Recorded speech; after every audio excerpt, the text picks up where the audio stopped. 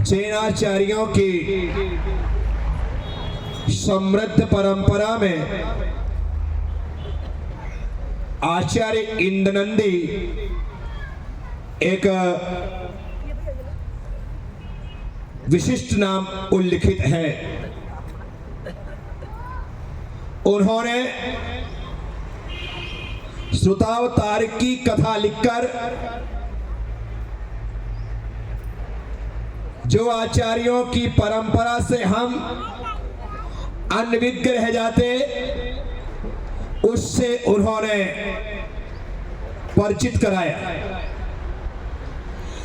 एक छोटा सा ही ग्रंथ है श्रुतावतार कथा, जिसमें किस प्रकार से श्रुत की यह परंपरा अक्षुण्ण रूप से आज तक चली आ रही है, इसकी विस्तृत विधिवत व्याख्या है।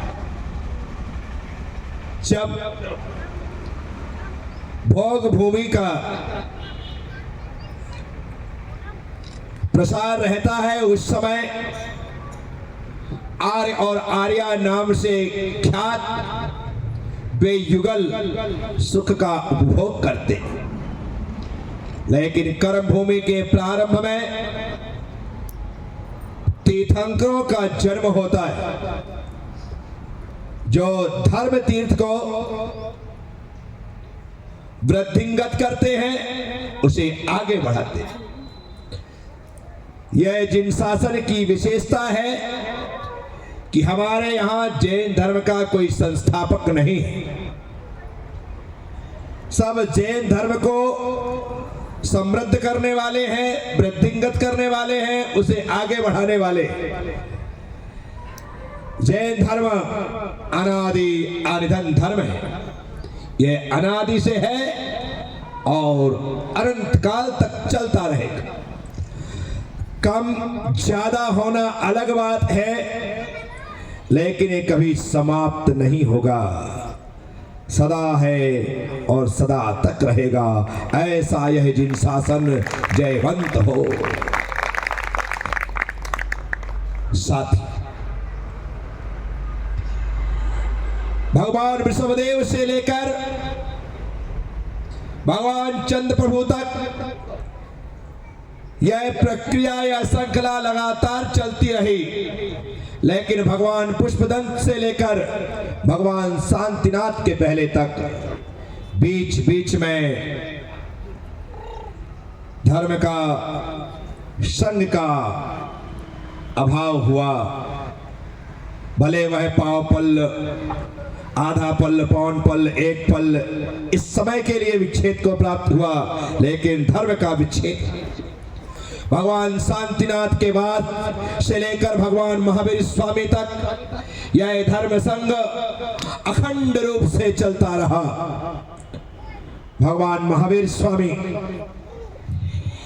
इस जिन परंपरा के अंतिम 24वें तीर्थंकर हुए। उन्होंने पंचम काल के समाप्त होने के 3 साल 8 महीने 15 दिन पहले कार्तिक कृष्ण अमावस्या को पावापुर के महापद्म सरोवर के मध्य से निर्वाण सुख को प्राप्त किया और उनके निर्वाण के साथ ही तीर्थंकरों की यह शाश्वत परंपरा उत्सर्वणी काल के प्रथम तीर्थंकर महापद्म स्वामी के प्रकट होने तक के लिए अवरुद्ध हो गई। लेकिन ज्ञान की यह प्रक्रिया अनवरत जारी रही। भगवान महावीर स्वामी के मोक्ष जाने के पश्चात उसी दिन संध्याकालीन समय में गुरु गौतम स्वामी को केवल ज्ञान की प्राप्ति हुई। 12 वर्षों तक उन्होंने धर्म का उपदेश दिया, अर्थात पंचम काल में भी लोगों को केवल ज्ञानियों का उपदेश प्राप्त हुआ। जिस दिन गौतम स्वामी को मोक्ष हुआ, उसी दिन संध्याकालीन सत्र में सुधर्म स्वामी को केवल ज्ञान प्राप्त हुआ। किसे? 12 साल तक सुधर्म स्वामी ने दिव्य देशना दी और वे भी मुक्त हो गए। जिस दिन सुधर्म स्वामी को मोक्ष हुआ उसी दिन संध्याकालीन सत्र में जम्बू स्वामी को केवल ज्ञान की प्राप्ति हुई और 38 वर्ष तक जम्बू स्वामी ने केवल ज्ञान के माध्यम से दिव्य ध्वनि सुनाते हुए भव्य जीवों का कल्याण किया। इस तरह भगवान महावीर स्वामी के मोक्ष जाने के 62 वर्ष तक दिव्य ध्वनि चलती रही, अर्थात केवलियों का उद्भव चलता रहा। कितने वर्ष तक?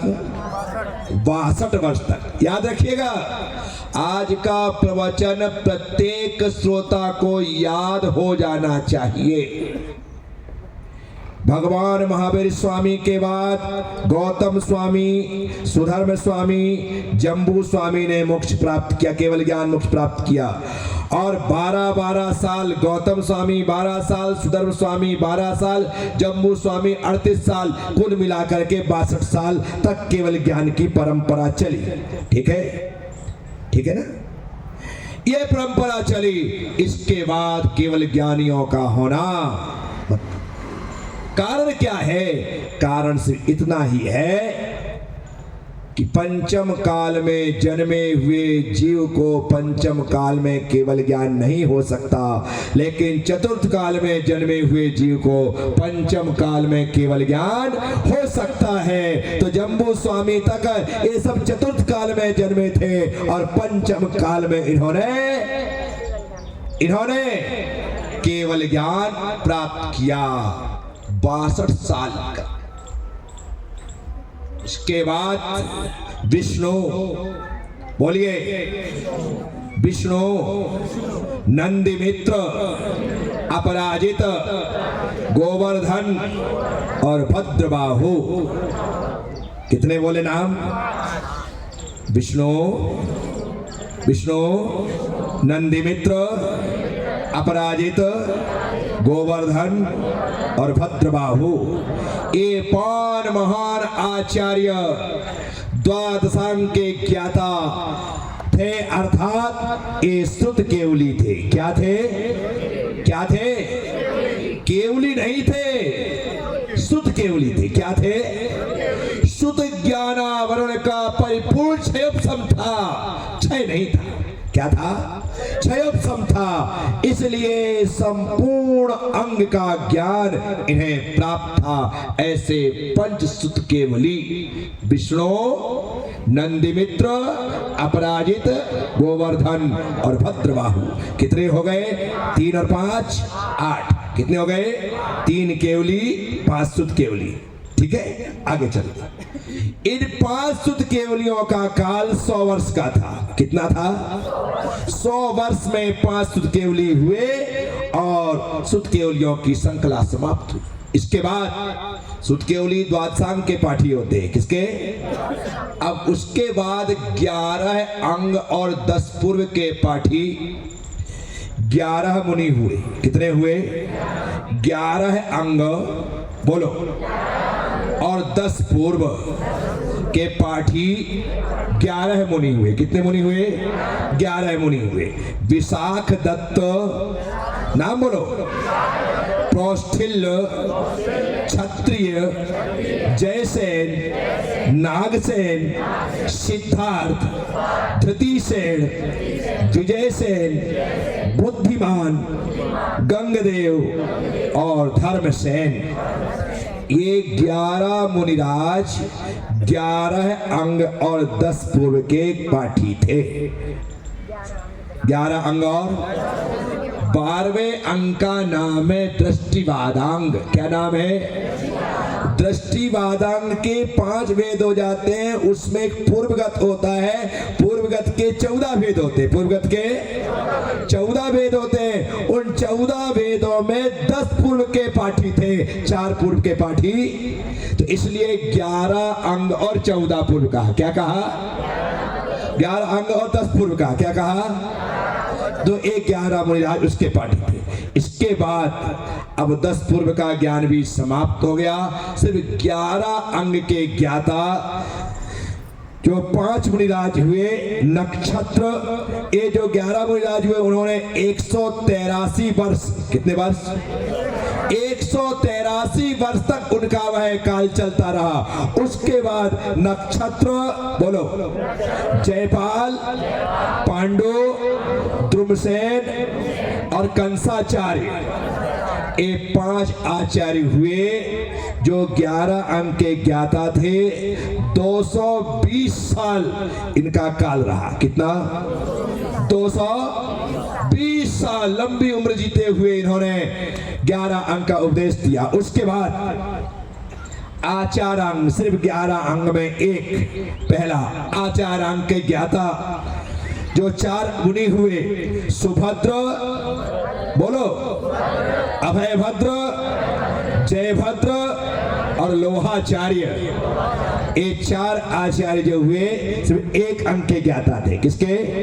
आचार अंग के। किसके? इनका जो काल था वो 118 साल था। कितना था? 100 साल, बोलो। सबसे पहले 62 साल, फिर 100 साल, उसके बाद 183 साल, 220 साल, 118 साल, इस तरह से 613 आगम परंपरा इन आचार्यों के माध्यम से जीवंत रही, चलती। आगे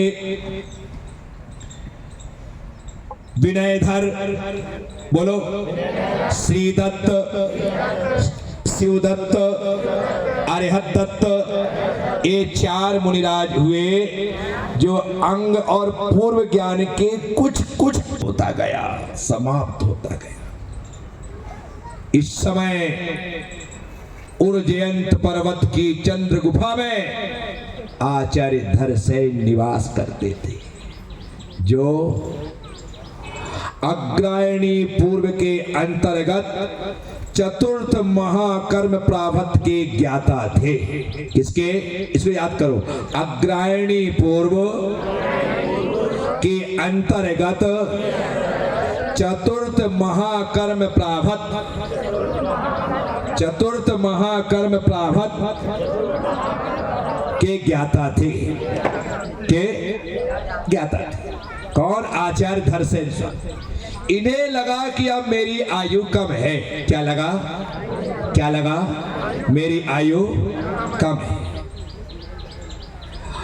और मेरी आयु समाप्त होने के साथ ही यह ज्ञान समाप्त हो जाएगा। उन्हें चिंता हुई कि अभी तक तो यह श्रुत सुन सुन करके आगे आता रहा, यदि इसे लिपिबद्ध नहीं किया गया तो यह ज्ञान की श्रृंखला समाप्त हो जाएगी। आचार्य चिंतित हुए। उन्होंने पूर्व देश के पुंडवर्धनपुर में आचार्य अरिहतबली जो युग प्रतिक्रमण करवाते थे और 100 कोस तक के समस्त साधुओं को उस युग प्रतिक्रमण में उपस्थित होना पड़ता था। ये प्रत्येक 5 वर्ष की ऐसी व्यवस्था। वहां आचार्य अरिहतबली के पास आचार्य धरसेन स्वामी ने एक पत्र भेजा और अपनी चिंता व्यक्त की कि मेरा आयुष्य कम है, ज्ञान क्षय को प्राप्त हो रहा है, मैं चिंतित हूं। बस 2 सुयोग्य शिष्यों को मेरे पास भेज दो ताकि मैं उन्हें ज्ञान दे करके ज्ञान को सुरक्षित कर सकूं। बस क्या था, 2 सुयोग्य शिष्यों को आचार्य अरिहतबली स्वामी ने भेजा। उन शिष्यों के नाम थे मुनिराज सुबुद्धि और नरवाहन। क्या नाम थे? बोलो। सुबुद्धि और नरवाहन दोनों मुनिराज गुरु आज्ञा से विहार करते हुए उर्जयंतगिरी के चंद्रगिरी गुफा पर वहां पर पहुंचे। जब वे पहुंचने वाले थे तब आचार्य धरसेन स्वामी ने स्वप्न देखा कि 2 वृषभ जो श्वेत है वो यहाँ प्रवेश कर रहे हैं। बस वे स्वप्न के माध्यम से जान लेते हैं, क्योंकि वे अष्टांग महानिमित्त के ज्ञाता थे। किसके ज्ञाता थे? अष्टांग महानिमित्त के ज्ञाता थे। स्वप्न को देख करके फल को समझ लिया कि जो मैंने मुनिराजों को बुलवाया है वे मुनिराज आज आ जाएंगे। वे दोनों मुनिराज वहां पर पहुंचते हैं, प्रणाम करते हैं, नमन करते हैं, अपने विनय प्रकट करते हैं। उनकी विनय से प्रभावित होकर के आचार्य धरसेन स्वामी उन्हें परीक्षा के लिए 2 मंत्र देते हैं। एक मंत्र न्यून अक्षर वाला था और एक मंत्र अधिक अक्षर वाला था। मंत्र दे दिया, जाओ इसे सिद्ध करो। दोनों मुनिराज गुरुआ की आज्ञा से मंत्र की सिद्धि के लिए चले गए। जाकर के उन्होंने मन सिद्ध किया। 24 घंटे में विद्या सिद्ध हो गई। लेकिन आश्चर्य कि जो देवियां प्रकट हुई एक आंख से काढ़ी थी। क्या थी? और एक के दांत विकृत थे। उन्हें लगा कि देवियों का यह स्वरूप ऐसा कैसे?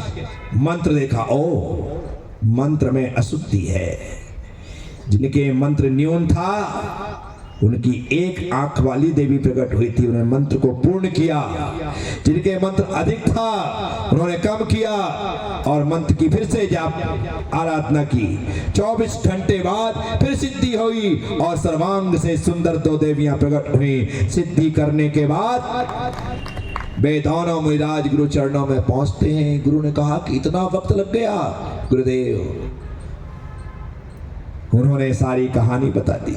गुरु ने लगा कि इनमें इतनी योग्यता है कि अशुद्ध को शुद्ध कर सकते हैं, ये शुद्ध को अशुद्ध नहीं करेंगे। क्या क्या क्या योग्यता है? कि अशुद्ध पाठ को शुद्ध करने की योग्यता रखते हैं। इनके द्वारा शुद्ध पाठ अशुद्ध नहीं होगा, नहीं होगा। इन्हें ज्ञान देना चाहिए। और उन्होंने अपने उन शिष्यों को ज्ञान दिया। क्या दिया? ज्ञान दिया। और ज्ञान देने की यह प्रक्रिया आषाढ़ सुदी एकादशी के दिन पूर्ण हो गई। कब पूर्ण हुई? कब पूर्ण हुई? आषाढ़ सुदी एकादशी। चातुर्मास के लिए सिर्फ 3 दिन शेष है। कितने दिन? लेकिन आचार्य धरसेन स्वामी चाहते हैं कि ये यहाँ से विहार करें, क्योंकि मेरे साथ रहेंगे, समाधि होगी तो इन्हें दुख होगा और मैं नहीं चाहता हूं कि इन्हें दुख हो। इसलिए उन्होंने उन दोनों मुनिराजों को विहार की आज्ञा दी।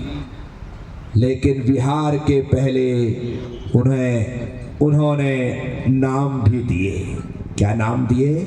सुबुद्धि को पुष्पदंत नाम दिया और नरवाहन को भूतवली नाम दिया। क्या नाम दिया? इस तरह से सुबुद्धि और नरवाहन आचार्य पुष्पदंत और भूतवली के नाम से ख्यात विख्यात हो गए। ये दोनों मुनिराज विहार करते हुए आगे बढ़े और चल करके उन्होंने गुजरात के अंकलेश्वर में चातुर्मास किया। चातुर्मास के पश्चात वे वहां से कर्नाटक की ओर विहार कर गए। वहां पर वनवासी आदि गांवों में एक स्थानों पर रहते हुए उन्होंने साधना की। अब वहां पर आचार्य पुष्पदंत स्वामी को लगा जो ज्ञान हमें गुरु से मिला है उसे पूर्ण करना चाहिए। उन्होंने ग्रंथ लिखना प्रारंभ किया। किसने? पुष्पदंत स्वामी ने। भूतवली स्वामी ने? किसने? 177 सूत्र लिखे। कितने? और उसके बाद उन्हें लगा कि अब मैं लिख नहीं पाऊंगा, शरीर शिथिल हो रहा है और लग रहा है कि अब समय निकट आ गया है। अतः उन्होंने अपने भांजे जिन पालित को उन सूत्रों के साथ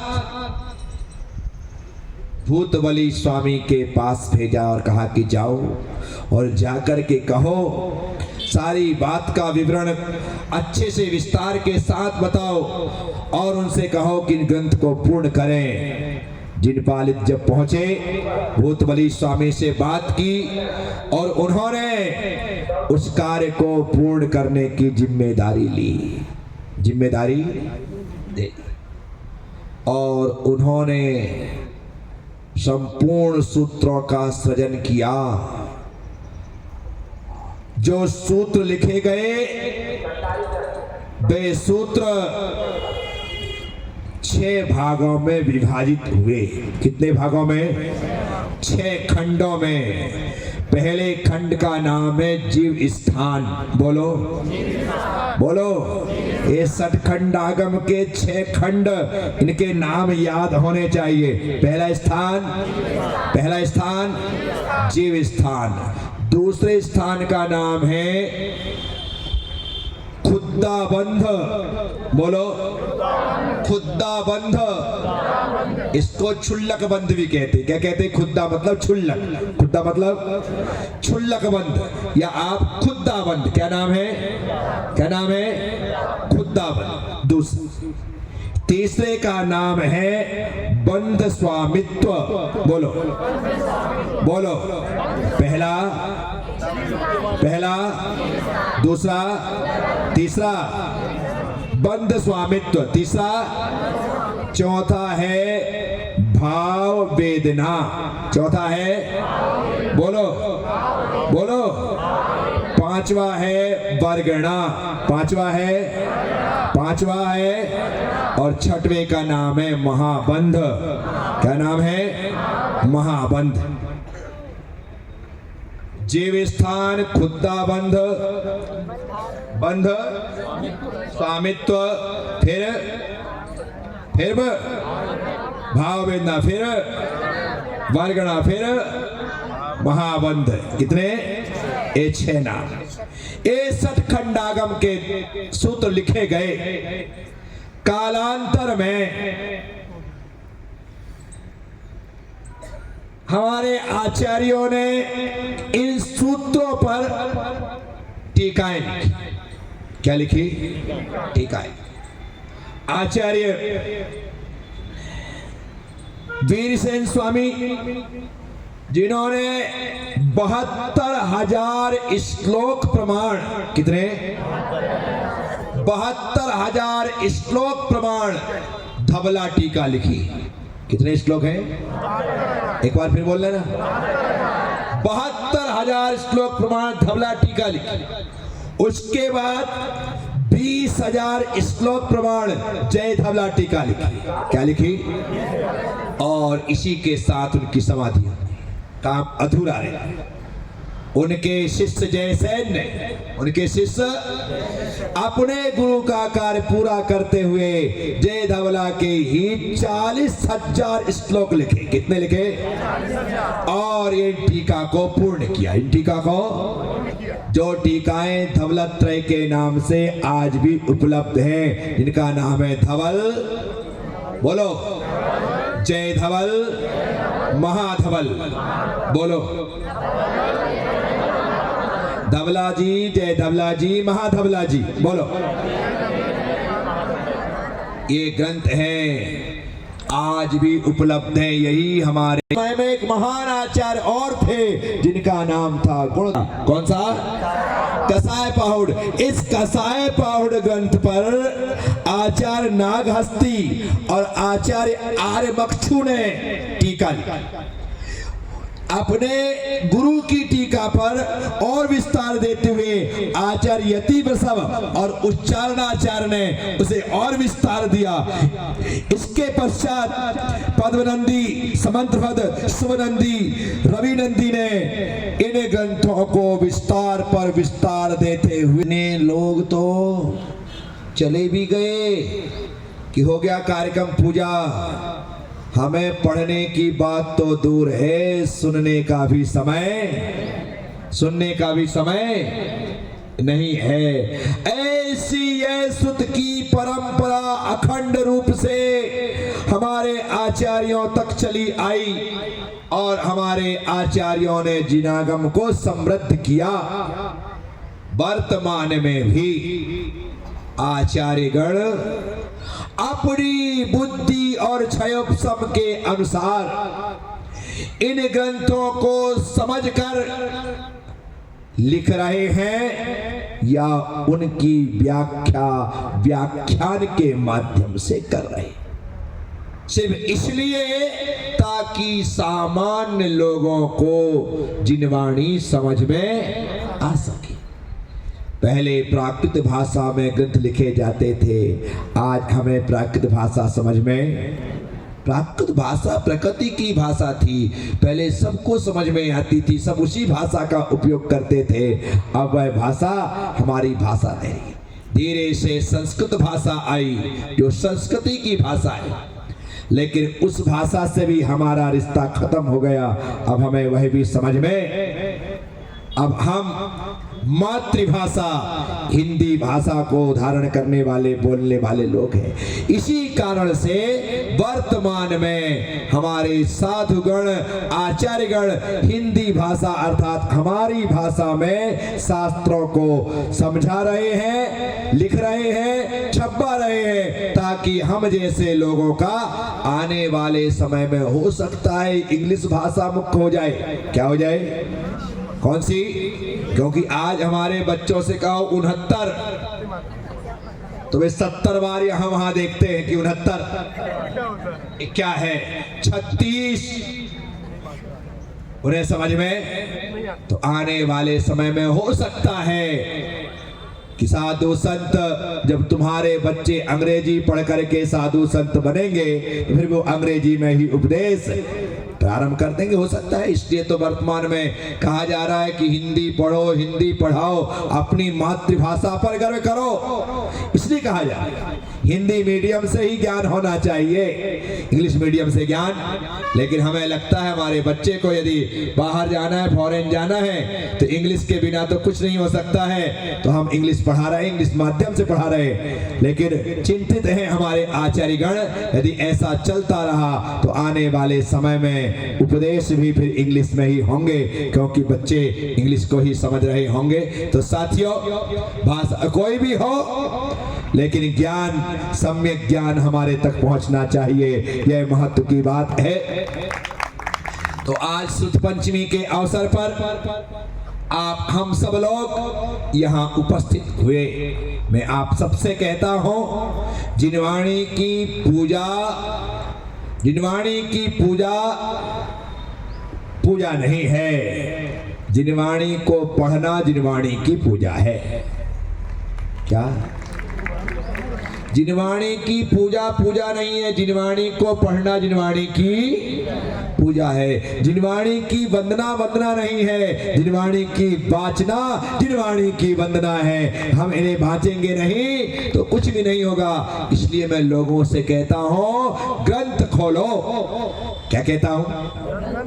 ग्रंथ खोलोगे ग्रंथियां खुलेंगी, ग्रंथ खोलोगे ग्रंथियां खोलोगे, ग्रंथ खोलोगे निर्ग्रंथ बनोगे, निर्ग्रंथ बनोगे ग्रंथ रचोगे। ग्रंथ खुलेंगे तो निर्ग्रंथी खुलेंगी, ग्रंथी खुलेंगे तो निर्ग्रंथ बनेंगे, निर्ग्रंथ बनेंगे तो ग्रंथ रचेंगे, और ग्रंथ रचेंगे तो फिर निर्ग्रंथ बनेंगे। ये दोनों ग्रंथ और निर्ग्रंथ एक ही सिक्के के दो पहलू हैं। कभी ये हमें जन्म देते हैं, कभी हम इन्हें जन्म देते हैं। बस ये श्रृंखला लगातार चल रही है। तो साथियों, आज शुद्ध पंचमी के पावन अवसर पर आप हम सब लोग इस नक्षत्र वाटिका में अपने ग्रह नक्षत्र सुधारने के लिए, क्या कुछ लोग धूप से, ये तो कुछ नहीं है, उन साधुओं को याद करो जो भीषण गर्मी में पर्वत के ऊपर तपती हुई शिला में यूं बैठ करके महीने महीने के उपवास के साथ तपस्या कर रहे हैं। हम तो सिर्फ सुबह 9:30 बजे की धूप में आ ई ऊ सब कुछ हो रहा है, बोलो हो रहा है। विचार करना कि उनका क्या हो रहा होगा। क्या कहती है? उनका राजा सैनिक सुनते हैं, संदेह हो जाता है कि रात में किसका याद का स्मरण कर रही है। पूछ ही लिया कि किनका क्या हो रहा है देवी, इतनी रात किसे याद कर रही हो। तब महारानी चेन्ना ने कहा, राजन मैं याद कर रही हूं दिगंबर मुनिराजों का, उनका स्मरण कर रही हूं। बोले क्यों? मेरा हाथ रजाई के बाहर निकला और शून्य हो गया। बेमुनिराज नदी के किनारे तपस्या में रत है, उनका क्या हो रहा होगा, मेरा यह चिंतन चल रहा है।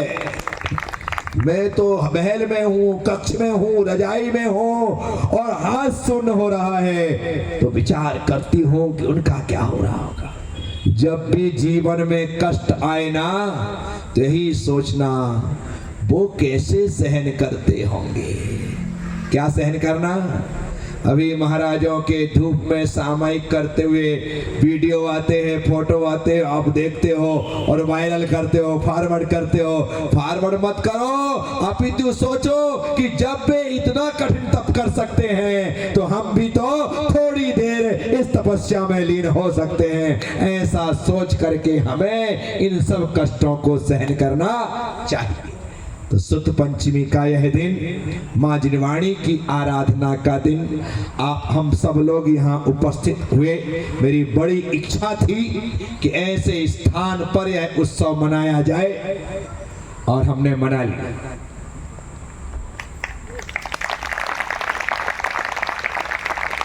अलग ही फीलिंग है ना, बोलो कैसा लग रहा है? वहां तो फूल बरसाने पड़ते हैं, यहाँ तो बरस रहे हैं। मेरे पास 5 जिनवाणी और 5 के ऊपर सिर्फ एक एक फूल ही गिरा है, एक ही एक। क्या हुआ? विचार करिए, हम यहाँ पर ऐसा अद्भुत दृश्य, अद्भुत नजारा, सौभाग्यशाली हैं आप कि आपको अपने दुनिया के सारे काम छोड़ कर के वहां पर उपस्थित होना, क्योंकि गुरु जब भी बुलाता है अच्छे के लिए ही बुलाता है। आप सबको यहाँ बुलाया गया, आप सब यहाँ पर आए, माँ जिनवाणी की आराधना हमने यहाँ की है। निश्चित तौर पर हमारे सभी कार्यकर्ता, यानी कि मैंने यहाँ पर आकर के जब पहले देखा था उस समय की स्थिति और आज हम जब यहाँ पर हैं आज की स्थिति